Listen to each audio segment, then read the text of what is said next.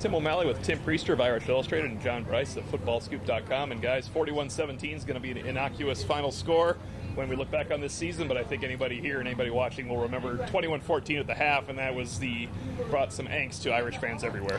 Yeah, no matter how much you talk about, putting last week's game behind you and not thinking about next week's game, that's going to be a part of it. It also doesn't help your defense not to have J.D. Bertrand. They rely on him a lot, and Jack Kaiser playing out of position. But ultimately, Notre Dame ended up gaining Central Michigan by 310 yards and did what they had to do. It was a sloppy affair. There was eight more penalties. That's 18 in the last 2 weeks, which is not ideal. Obviously, you want to clean that up, but still a lot of good things. Sam Hartman throwing the football beautifully. Audric Estime, amazing en route to 176 yards rushing, and then you got the ball deep to a couple of speedy receivers, which is what you're looking for. And Audric Estime could have been about 246 yards rushing, if not for a callback 72-yard touchdown run that did not escape him post-game. Also missing DJ Brown, which I thought is a little bit of the communication on the back end to put Antonio Carter Jr. in there. So there was some adversity, as you mentioned, to Marcus Freeman, but after the second half, it was one field goal drive that the defense allowed, and Estime took over.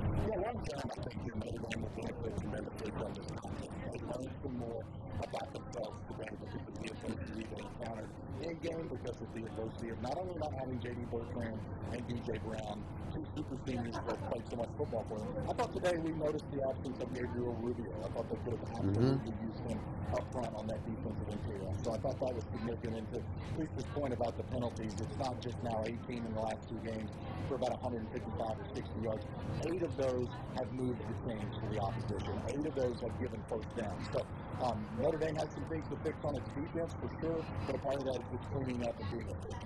Early highlights were a bomb touchdown to Tobias Merriweather for 75 yards. Sam Hartman went one better, literally, on that, hitting Chris Tyree down the pipes for 76 yards. You kind of felt like at that point, well, what we were saying pregame is going to work out. They are much faster than Central Michigan. And I think they were, but let's give Central Michigan a little bit of credit up front. I think it was 6 to 7 first-half stuffs of Notre Dame's running game. And after a very good performance on first down in the first quarter, Notre Dame was over 7.5 yards on first down. In the second quarter, they were 0.4 yards per play on first down, and that's how Central Michigan has stayed close.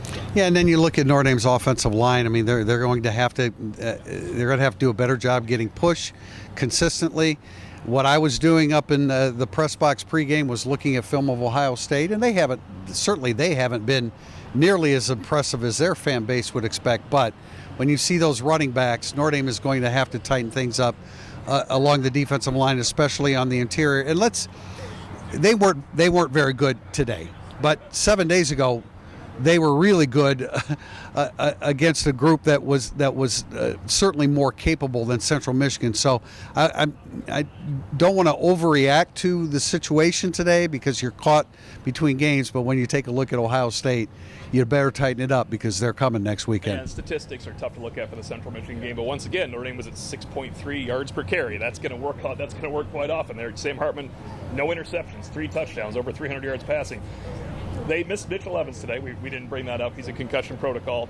Holden Stays dropped a third down pass, but they got him back involved. It's not that touchdown was needed, but that was the punctuation mark to make it 41-17. I think Notre Dame feels good about themselves in the second half.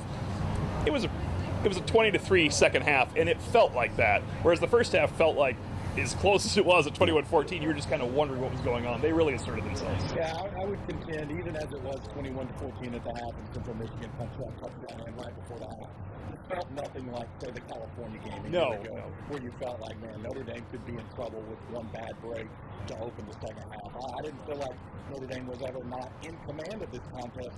Notre Dame just was its own worst enemy a lot of times and had an uncharacteristically high number of missed tackles. But the passing attack was really explosive, and I thought that was incredibly important moving forward because it showed here in this last dress rehearsal before Ohio State, they can take the top off. And I started it, I'll have more of it in the first quarter, but a couple of those passes, I think the very first touchdown pass to Chris Tyree, I believe I calculated 52 yards in air on that ball from Sam Hartman to Chris Tyree. He had another one that was maybe 48 yards in air and 44 yards in air. That's true. That's not a lot of yak when you're pushing it that far down the field. That's important. Jaden Thomas got back in the act today. Rico Flores kept the chains moving a little bit. They were trying to get the ball to Greathouse. It didn't work out as well. But Sam Hartman remains crisp. There was the scare. Of course, he did get his ankle twisted up a little bit there. He finished the competitive portion of the game. We will speak with him tomorrow after Marcus Freeman. But I want to give one shout-out to the defense because we talk about Riley Mills not getting off blocks. Today he got off 3 or 4 because I had him for 4 run stuffs. And Javante Jean-Baptiste is ascendant. He had 3 pressures. I know at least 2 were on 3rd down, and 1 was at the goal line where I don't think the touchdown there is going to hurt Notre Dame other than the final score. But that was the last tense moment of the game, and Javante Jean-Baptiste kind of asserted himself. He was good. He was all over the place, and Thomas Harper for a second week in a row was a real force for them. It's now 5 games in a row Notre Dame scored 40 points. If you go back to the Gator Bowl, that has never happened in Notre Dame history, which is pretty amazing. I think it has something to do with number 10 because that guy makes everything work out well over the course of a game. And you know, I want to comment on Chris Tyree's grab because this is a guy that, he's still a running back learning how to play wide receiver, and he's making an impactful play every week. And that ball that he hauled in, that's a tough ball. That's an over-the-shoulder catch. I don't think that he had a completely firm grip on it when I'm picturing it in my mind that it was kind of slipping through his hands, but he tightened up and then accelerated from there. He is becoming a significant part of their passing game, and they need him. They absolutely need him, and it was good that Tobias Merriweather had the long one. He needs it for his confidence as well. Final score is Notre Dame 41, Central Michigan 17. For Tim Priester of Irish Illustrated, John Brice of FootballScoop.com. I'm Tim O'Malley, and I will be joined by Tom Loy shortly on Irish Illustrated Overtime. You can catch that on our YouTube page and Facebook channel.